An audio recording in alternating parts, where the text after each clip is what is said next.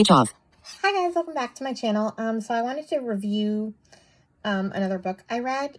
I thought this one deserved its own review rather than just lumping it into my mid-month wrap-up because it was so good. This seems to be my month of nonfiction, but yeah. I read The Country of the Blind, a memoir of the end of sight by Andrew Leland.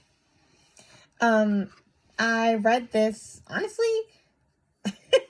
at the last minute. I meant to read it for a while and I hadn't. And the author is having a talk at Braille Institute, and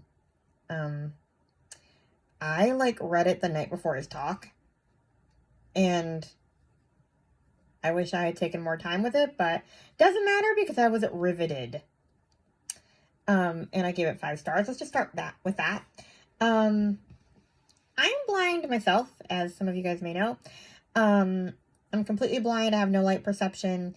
I was born that way, etc., etc. But yeah, I'll just read the description because you can say it better.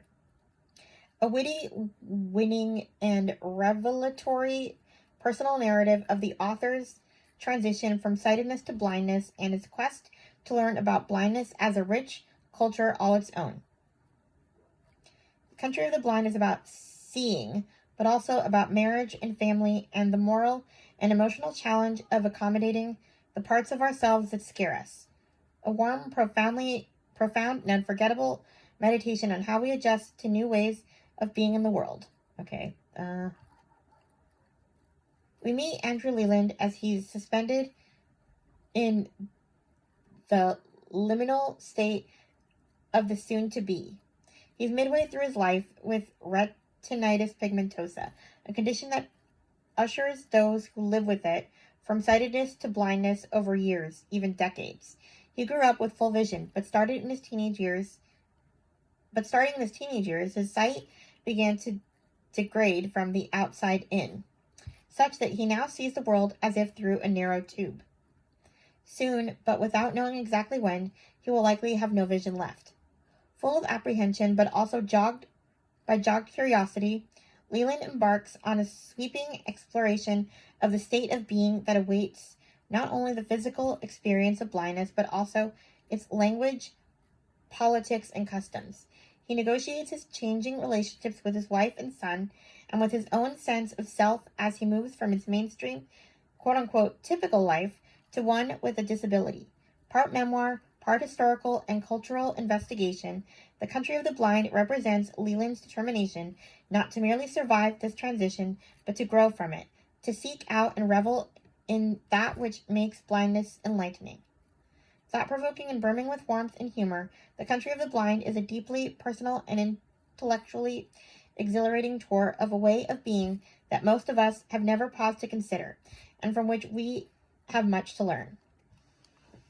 I had to read it that way. It was just it was so good, and it was nominated for the Pulitzer Prize. I'm not sure if it won. Just the fact that it was nominated meant something.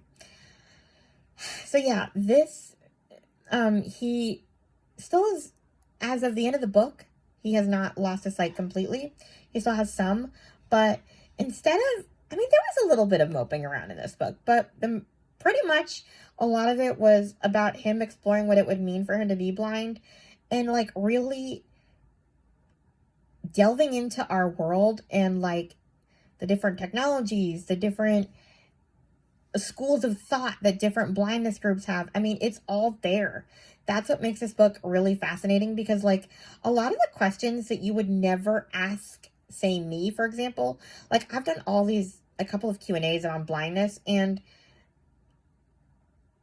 I'm always surprised at some of the questions that you guys don't ask, but a lot of this book really gets into the nitty-gritty of it and how different people feel about it, and just the different technologies and how different groups feel about different issues, and it is all there. It also talks about how in some ways it sucks to be partially sighted because, well, for one thing, you're waiting for the inevitable. You're just when am I just going to go blind? I keep hearing that it's going to happen, but it doesn't happen, and I'm in limbo forever. But also he talks about how in some ways it's easier and simpler to just for people to understand if you're blind because there's nothing to understand. You just can't see. Whereas, like, if you have partial vision, you're kind of always explaining how much vision you have and all of that. So it really goes into that and how sighted people react. Like, some people told him that he was faking it because he had his cane, and they could tell that he had some vision. Partials go through a lot of stuff that you wouldn't give them credit for. And in some ways, they don't always consider themselves fortunate to have the limited vision that they do have. It's like, either take it all or give it all, but don't leave me in limbo. Which I can understand. I have it fairly easy because I just have to explain, oh, I'm blind, and people get it and move out of my way or leave me alone or whatever. But, yeah. Anyway, but yeah, like, this book is just really interesting. It talks about the National Federation for the Blind and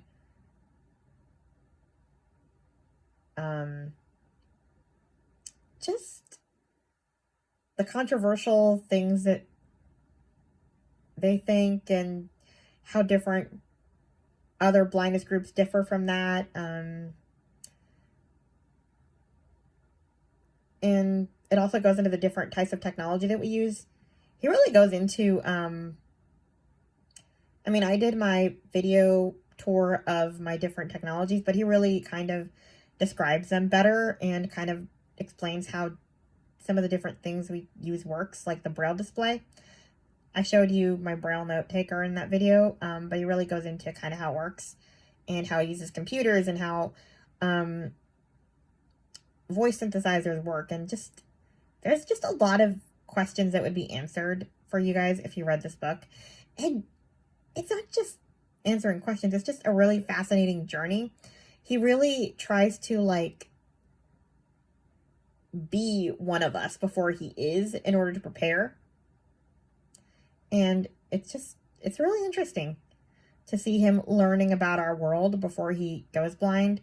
But yeah, like, most people would just start moping around, and he was, like, ready to learn and adapt to his life. And okay, there are a few moments where he does get drunk at the prospect. But and there are some swear words for my Christian fiction readers, but it's worth it. It's not so much that it's going to bug you that much, I promise. There's the occasional F word or whatever now and then, but it's not the whole book. It's not, like, littered with F-bombs. But it is a really good book, and you should listen to him read it. I actually, I know it sounds insane because I started listening to it through BARD, the NLS's National Library Service for the Blind's free audiobooks program. And it was so good that I decided, you know what? I'm going to give him the money. So I bought it off Audible instead. I paid like $12 for it because I don't know. I think he deserved the money. And yeah, I really did not think I would like this book. Like, I'm just like, okay, great. Another guy or blind person talking about their journey into blindness.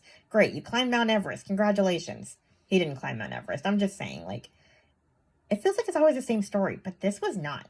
And a lot of it wasn't even his memoir necessarily, like, about his life so much as his observations on blindness as a culture. I mean, it is a fascinating sociological study, and I think everybody should read this book. So, yeah. 5 stars for The Country of the Blind by Andrew Leland. Yeah, listen to his audiobook, listen to him read it. It is really good. I don't know if you want, it might be too late to read it for Braille Literacy Month this month, but maybe you could read it in October for Blindness Awareness Month.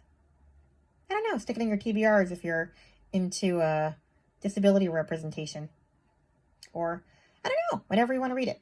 So yeah, please like, comment, and subscribe, and I'll talk to you guys in my next video. Bye.